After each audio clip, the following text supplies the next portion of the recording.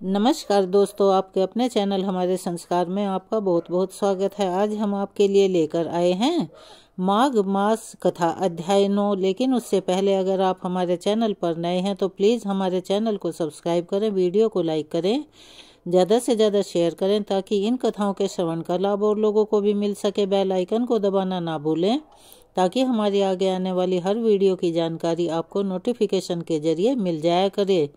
Comments box में जय श्री कृष्णा हर हर महादेव लिखना ना भूलें। आपका यह छोटा सा प्रयास हमारे लिए काफ़ी मददगार साबित होता है। आपको बहुत कम समय लगता है और आज का वृतांत थोड़ा लंबा है, इसीलिए हम सीधा माघ मास महात्म्य का वृतांत सुना रहे हैं।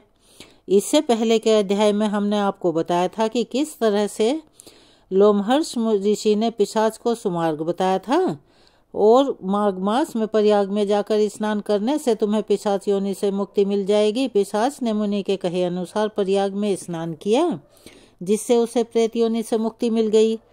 फिर मुनि कहने लगे कि अब मैं तुम्हें गंगा यमुना के संगम का विशेष महत्व बता रहा हूँ, जिसके जल की एक बूंद के स्पर्श से केरल देश का ब्राह्मण भी मुक्त हो गया था। तब ऋषि के ऐसे वचन सुनकर वह प्रेत अपने मन में महान शांति का अनुभव करने लगा, मानो उसके सभी तरह के दुख दूर हो गए हों। पिशाच मुनि से कहने लगा, हे मुनिवर, केरल देश का ब्राह्मण किस प्रकार मुक्त हुआ था, यह कथा कृपा करके आप विस्तार पूर्वक मुझे समझाइए, बताइए। देवद्युति कहने लगा, केरल देश में वासु नाम वाला एक वेद पारंगत ब्राह्मण था। उसके बंधुओं ने उसकी भूमि छीन ली थी, जिससे वह अति निर्धन और दुखी होकर अपनी जन्मभूमि त्याग कर देश प्रदेश में घूमता फिरा और किसी बीमारी से ग्रस्त होकर मृत्यु को प्राप्त हो गया।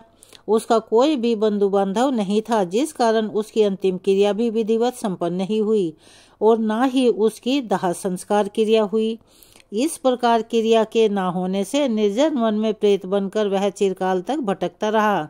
शीत, ताप, भूख, प्यास के दुख से हाहाकार करता हुआ वह नंगे शरीर रोता फिरता था, परंतु उसे कहीं भी सद्गति प्राप्त नहीं हो रही थी, न सद्गति का कोई मार्ग दिखाई दे रहा था।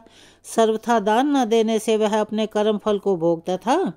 जो लोग अग्नि में आहुति नहीं देते, भगवान का पूजन नहीं करते, वे आत्म विद्या का अभ्यास नहीं करते, अच्छे तीर्थों से विमुख रहते हैं। जो लोग दुखी लोगों को स्वर्ण, वस्त्र, तांबूल, रत्न, फल तथा जल का दान नहीं देते और छल कपट से जीविका प्राप्त करने वाले, दूसरों और स्त्रियों का धन हरण करने वाले, पाखंडी, कुटिल, चोर, बाल, व्रत तथा आतुर और स्त्रियों पर निर्दयता करने वाले, आग लगाने वाले, दूसरों को विष देने वाले, झूठी गवाही देने वाले, कुमार्ग पर चलने वाले, माता पिता, भाई बहन, संतान और अपनी स्त्री का त्याग करने वाले, सब तीर्थों में दान लेते हैं, स्वामी को त्यागने वाले, गौर तथा भूमि के चोर, वेदों की निंदा करने वाले, वृथा द्रोह करने वाले, प्राणियों पर हिंसा करने वाले, देवता गुरु की निंदा करने वाले, यह सभी बारंबार प्रेत, पिशाच, राक्षस तथा अन्य बुरी योनियों में जन्म लेते हैं।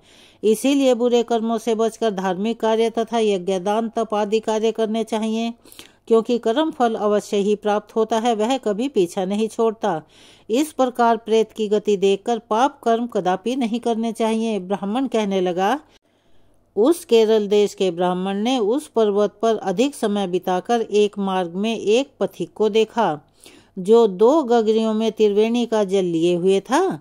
आनंद पूर्वक वह भगवान के चरित्र का गान कर रहा था। प्रेत ने उसका मार्ग रोक लिया और उससे कहने लगा, तुम डरो मत, इस गगरी का जल मुझे पिलाओ, नहीं तो मैं तुम्हारे प्राण ले लूंगा, अर्थात तुम्हें खा जाऊंगा।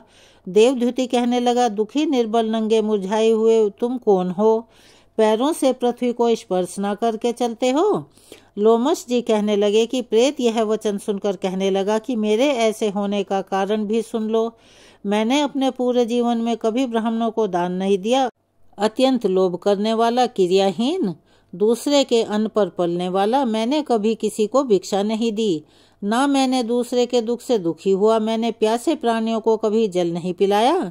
मैंने कभी छाता, जूते आदि का दान भी नहीं किया, ना ही किसी को जल का पात्र, पान या औषधि दी। ना मैंने अपने घर में कभी किसी अतिथि को ठहराया और उसका सत्कार किया। अंधे, वृद्ध, अनाथ और दीनों को मैंने कभी अन्न से संतुष्ट नहीं किया, ना ही किसी रोगी को मुक्त किया, ना कभी ब्राह्मणों को दान दिया, ना कभी अग्नि में हवन किया। बैसाख आदि मास में कभी किसी को ठंडा जल नहीं पिलाया, ना ही मैंने बड़ या पीपल का कोई वृक्ष लगाया, ना किसी प्राणी को बंधन से छुड़ाया, कभी कोई व्रत करके शरीर को नहीं सुखाया। इस कारण मेरा पूर्व जन्म सब बुरे कार्यों में ही बीता। मेरे पूर्व जन्म के कर्मों से ही मेरी आज यह गति हुई है। इस वन में व्याघ्र, भेड़ियों से बचा हुआ मांस और जंतुओं के खाने से गिरे हुए फल, वृक्षों पर लगे हुए सुंदर फल और झरने का सुंदर जल सभी पीते हैं, परंतु देव इच्छा से मैं कुछ भी नहीं खा सकता। सर्प की तरह केवल पवन भक्षण करके अपना जीवन बिता रहा हूँ। बल, बुद्धि, मंत्र, पुरुषार्थ से लाभ, हानि, सुख दुख, विवाह, मृत्यु, जीवन, भोग, रोग तथा वियोग में केवल भाग्य ही कारण होता है। कुरूप, मूर्ख, कुकर्मी, निंदनीय और पराक्रम से हीन मनुष्य भी भाग्य से ही राज्य भोगते हैं। काने, लूले, लंगड़े, नीतिहीन, निर्गुण, नपुंसक भाग्य से राज्य प्राप्त करते हैं। पर्वत पर भी बलवान राक्षस पिशाच रहते हैं, जिनमें से कभी कभी कोई कहीं कहीं वन में फिरते हुए अपने कर्म के अनुसार अन्न जल प्राप्त कर लेते हैं, परंतु आपको उनका भय नहीं होना चाहिए, क्योंकि धर्मात्मा पुरुषों की उनकी पवित्रता ही रक्षा करती है। और यह पिशाच तो आप जैसे भक्त की तरफ आंख उठाकर भी नहीं देख सकते। जो नारायण भगवान की भक्ति से पवित्र रहता हो, उसको भूत, प्रेत, पिशाच, पूतना कोई भी बाधा नहीं पहुंचा सकती। जितनी भी नकारात्मक और बुरी शक्तियां हैं, वे वैष्णवों की तरफ देख भी नहीं सकती। जिसकी जिह्वा पर गोविंद का नाम, हृदय में वेद तथा श्रुतियां विद्यमान हों, जो पवित्र दानी है, उसको कभी भय नहीं करना चाहिए। हे ब्राह्मण, इस प्रकार कर्मों का फल भोगता हुआ मैं यहाँ पर रहता हूँ, ऐसा सोचकर मैं शोक नहीं करता। अब मैं एक वृतांत तुम्हें बता रहा हूँ, ध्यान से सुनो। एक बार ज्वालिनी नदी के किनारे पर मैं गया हुआ था। वहां पर घूमते हुए मैंने एक सारस के बातों को सुना। वह पथिक कहने लगा कि हे प्रेत, तुमने सारस के वचन किस प्रकार और कैसे सुने थे और वो क्या कह रहे थे, वो कृपा करके मुझे कहिए। तब वह प्रेत कहने लगा कि इस वन में कुहरा नाम की एक नदी पर्वत से निकली है। मैं घूमता घूमता उस नदी के किनारे जा पहुंचा और अपनी थकान को दूर करने के लिए कुछ पल वहां पर ठहर गया। उसी समय लाल मुख और तीखे दांतों वाला एक बड़ा सा बंदर वृक्ष से उतरकर जल्दी से वहां पर आया, जहां पर उस समय एक सारस सोया हुआ था। उस चंचल बंदर ने कई पक्षियों को देखकर उस सोए हुए सारस को दृढ़ता से, बड़ी मजबूती से अपने पैरों में पकड़ लिया। कहीं यह चंचल बंदर हमें पकड़ न ले, यह सोचकर बाकी पक्षी तो वहां से उड़ गए, लेकिन क्योंकि बंदर ने उस सारस को अपने पैरों से भींच रखा था, जिस कारण सारस वहां से उड़ नहीं पाया। सोए हुए सारस की जब नींद खुली, तब वह अपने सामने ऐसे भयानक बंदर को देखकर डर गया। कहीं यह बंदर मुझे खा न ले और कोई नुकसान न पहुंचा दे। इससे वह सारस हाथ जोड़कर बड़े ही विनीत स्वर में उससे कहने लगा कि हे बंदर, तुम बिना अपराध के मुझे क्यों सता रहे हो। इस संसार में राजा भी केवल उन्हीं अपराधियों को दंड देता है जिन्होंने कोई अपराध किया हो, और मैंने तो कोई अपराध भी नहीं किया है। तुम्हारे जैसे श्रेष्ठ प्राणी तो किसी को पीड़ा भी नहीं देते। हम अहिंसक और दूसरों के कर्मों को नहीं देखते। जल की काई खाने वाले, आकाश में उड़ने वाले, वन में रहने वाले, अपनी स्त्री से प्रेम करने वाले, दूसरे की स्त्री को त्यागने वाले, दूसरों की बुराई से दूर रहने वाले, चोरी ना करने वाले, की संगति से एकदम दूर, किसी को कष्ट ना देने वाले, सो इस प्रकार मुझ निरपराधी को हे बंदर तुम छोड़ दो। सारस बंदर से कहने लगा कि मैं तुम्हारे पहले जन्म का वृतांत जानता हूँ। अगर तुम जानना चाहो तो मैं इस बारे में तुम्हें बता सकता हूँ। सारस के ऐसे वचन सुनकर वह बंदर उसको छोड़कर उससे थोड़ी ही दूरी पर बैठ गया और कहने लगा कि तुम मेरे पूर्व जन्म के वृतांत को कैसे जानते हो? तुम अज्ञानी पक्षी हो और मैं वन में घूमने वाला हूँ। तब सारस कहने लगा कि मैं अपनी जाति की स्मृति के बल से तुम्हारे पूर्व जन्म का सारा वृतांत जानता हूँ। तुम पूर्व जन्म में विंध्य पर्वत के राजा हुआ करते थे और मैं तुम्हारे कुल का पूज्य पुरोहित था। तुम राजा होकर अपनी प्रजा को दुख दिया करते थे। विवेकहीन तुमने बहुत से धन इकट्ठा कर लिया था, सो वानर प्रजा का पीड़न रूपी अग्नि ज्वाला से तुम पहले ही तप चुके थे। पहले तुम कुंभीपाक नरक में गिराए गए, तुम्हारे शरीर को नरक में 3000 वर्ष बीत गए, फिर नरक से निकलकर बचे हुए पापों के कारण इस बंदर की योनि में आए हो, और अब मुझे मारना चाहते हो। तो अपने पूर्व जन्म में तुमने ब्राह्मण के बाग से लूटकर बलपूर्वक फल भी खाए थे, उसका यह भयंकर फल हुआ कि तुम वानर और वनवासी हो गए। प्राणी अवश्य अपने किए हुए कर्मों को भुगतता है, इससे देवता भी नहीं हटा सकते। इस प्रकार मैं सारस का जन्म लेकर भी अज्ञान से मोहित नहीं हुआ। इतनी बातें सुनकर वह वानर कहने लगा कि यदि तुम ठीक जानते हो तो फिर यह भी बताओ कि तुम पक्षी कैसे हुए। वानर की बात सुनकर सारस कहने लगा, मेरी दुर्गति का कारण भी सुन लो। तुमने नर्मदा नदी के किनारे पर सूर्य ग्रहण के समय बहुत से ब्राह्मणों के निमित्त 100 ढेरन के दान किए थे, और मैंने पुरोहितों की मदद से थोड़ा सा ब्राह्मण को दिया, बाकी सब अपने आप हड़प ले गया। इन ब्राह्मणों के द्रव्य का अपहरण करने के पाप से मैं पहले कालसूत्र नरक में, फिर रक्तसूत्र नरक में, और जहाँ पर बड़े बड़े कीड़े थे, रक्त और पीप से भरा हुआ, नाभि तक नीचे सिर और ऊपर पैर किए हुए, मैं उस दुर्गंध वाले नरक में कीड़ों आदि के द्वारा काटा गया।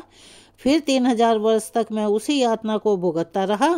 मैं नरक के दुख का तो वर्णन कर ही नहीं सकता। फिर नरक की यातना से मुक्त होकर यह सारस का जन्म मैंने पाया, क्योंकि अपने पूर्व जन्म में अपनी बहन के घर से मैंने कांसे का बर्तन चुराया था, इसको मैंने एक जुआरी को दे दिया, इसी से मैं सारस की योनि में आ गया हूँ। यह मेरे स्त्री पिछले जन्म में ब्राह्मणी थी, इसने भी कांसे की चोरी की थी, इसी से यह मेरी स्त्री और सारसी बन गई। क्योंकि जब वानर ने उस सोते हुए सारस को पकड़ा था, बाकी जो पक्षी थे वो तो वहां से उड़ गए थे, केवल मादा सारसी वहां पर ठहर गई थी, क्योंकि उसके पति को वानर ने अपने पैरों से पकड़ लिया था। सारस उस वानर से कहने लगा कि तुमने कर्म फल की बात तो सुन ली, अब भविष्य की बात भी सुनो कि भविष्य में क्या होगा। अब मैं, तुम और मेरी स्त्री भी हंस बनेंगे और काम रूप देश में सुख से निवास करेंगे। फिर उसके पश्चात गौर योनि में फिर जाकर दुर्लभ मनुष्य योनि को प्राप्त होंगे। इसमें मनुष्य पाप और पुण्य दोनों कर सकता है। इस प्रकार भगवान शिव की माया से यह सारा जगत मोह को प्राप्त होता है।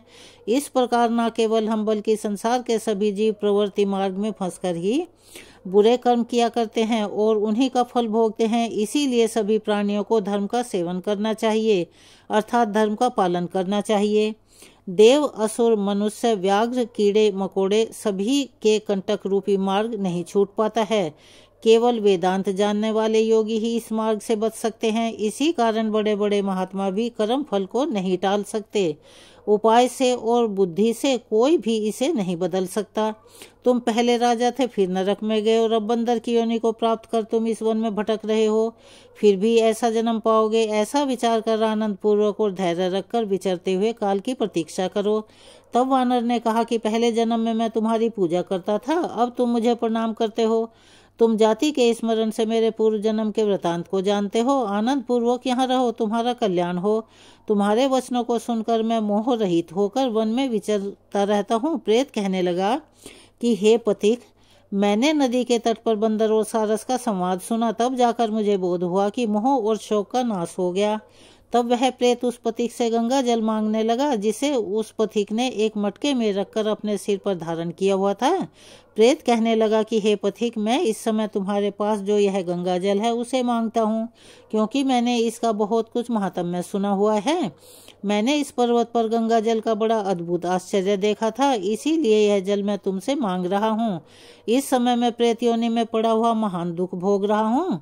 एक ब्राह्मण अनाधिकारी को यज्ञ कराकर ब्रह्म राक्षस हो गया। वह हमारे साथ 8 वर्षों तक रहा।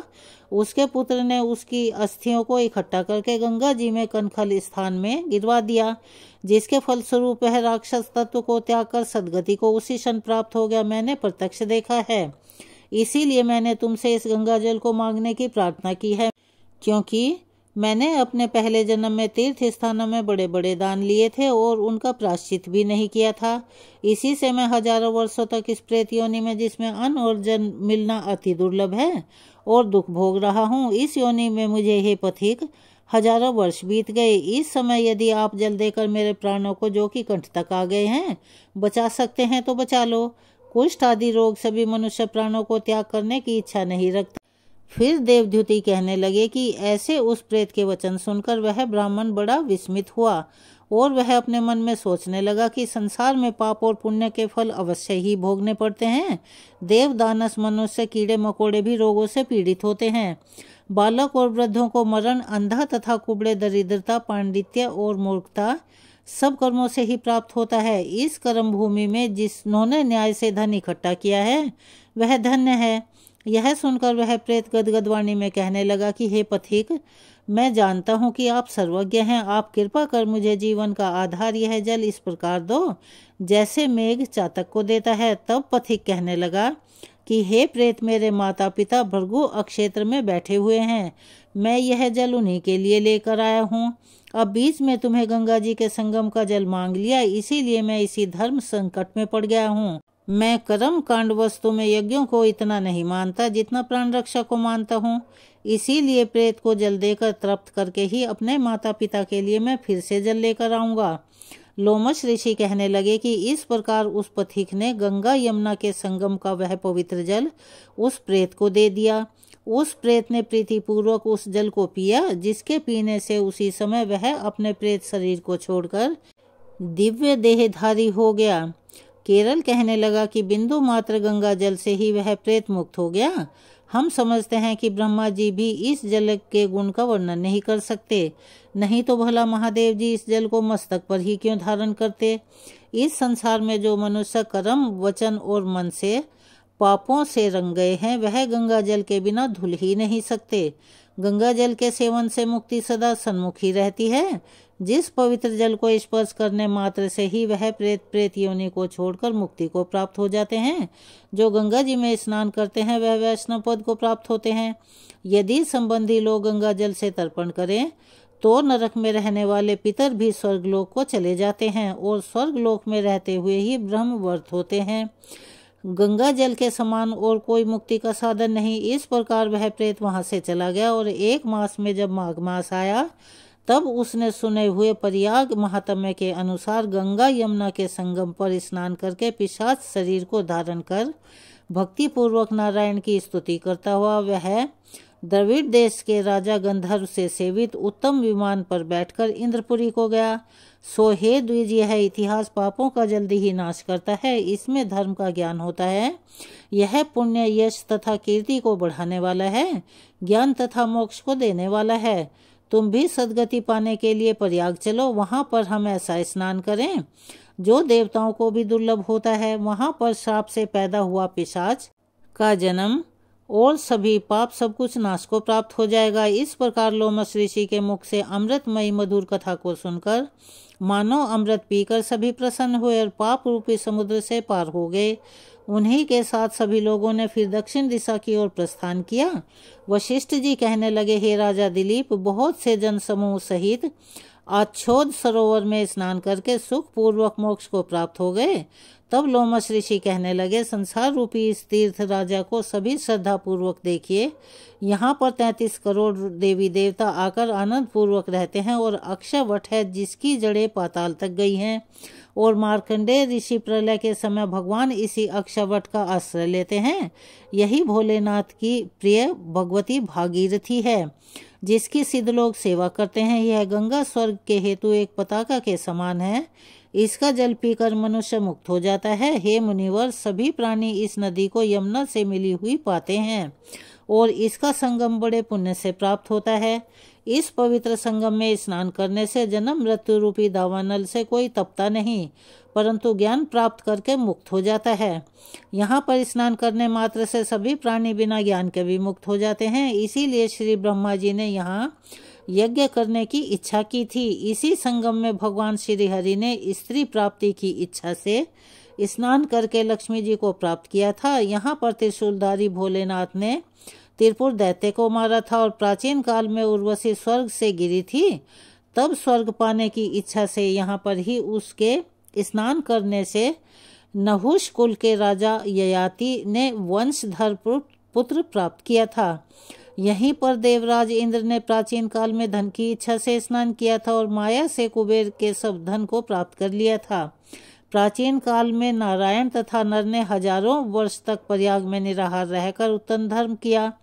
यहाँ से जैगा शव सन्यासी ने महादेव जी जैसी शक्ति वाले से विजय प्राप्त की थी और अणिमा आदि योग के अति दुर्लभ ऐश्वर्य प्राप्त किए थे। इसी क्षेत्र में तपस्या करके श्री भारद्वाज सप्त ऋषियों में सम्मिलित हुए। इस प्रकार जिन्होंने भी इस संगम में स्नान किया उन सभी को स्वर्ग की प्राप्ति हुई। इसीलिए हमारे विचार से तुम त्रिवेणी में स्नान करो। इस स्नान से पहले किए हुए तुम्हारे सब पाप नष्ट हो जाएंगे और संपूर्ण वैभव को तुम प्राप्त हो जाओगे।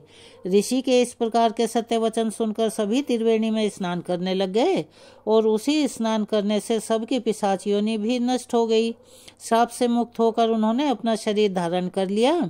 वेद निधि ने अपनी संतान को देखकर प्रसन्न होकर लोमश ऋषि को संतुष्ट किया और कहा, आपके अनुग्रह से ही श्राप से मेरे पुत्र विमुख हो गए हैं।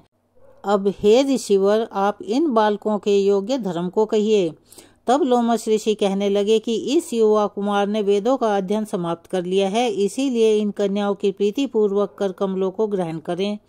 तब लोमश ऋषि तथा अपने पिताजी की आज्ञा से इस ब्रह्मचारी ने 5 कन्याओं से विवाह कर लिया और इस प्रकार इन कन्याओं के सभी मनोरथ पूर्ण हो गए। जिनके घर में लिखा हुआ यह महात्म्य पूजा जाता है, वहाँ नारायण भगवान ही पूजे जाते हैं। पुष्कर तीर्थ में, प्रयाग में, गंगा सागर में, देवालय में, कुरु क्षेत्र में और विशेष रूप से काशी में जाकर इसका पाठ अवश्य करना चाहिए। यदि आप पाठ न कर पाए तो इस महात्म्य को सुनना अवश्य चाहिए। पुष्कर तीर्थों में ग्रहण के समय इसके पाठ का 2 गुना फल मिलता है और मरने के बाद मोक्ष की प्राप्ति होती है। आज के वृतांत को हम यहीं विराम देते हैं। इससे आगे का वृतांत हम अपनी दूसरी वीडियो में सुनाएंगे, कृपया उसका इंतजार कीजिए। अगर आप हमारे चैनल पर नए हैं और अभी तक आपने चैनल को सब्सक्राइब नहीं किया है तो आप सभी से निवेदन है, प्लीज़ हमारे चैनल को सब्सक्राइब करें, वीडियो को लाइक करें, ज़्यादा से ज़्यादा शेयर करें ताकि इस कथा के श्रवण का लाभ और लोगों को भी मिल सके। बेल आइकन को दबाना ना भूलें ताकि हमारी आगे आने वाली वीडियो की जानकारी आपको नोटिफिकेशन के जरिए मिल जाया करे। कमेंट्स बॉक्स में जय श्री कृष्ण हर हर महादेव लिखना ना भूलें। अपना सहयोग और प्यार हमें ऐसे ही प्रदान करते रहें। धन्यवाद।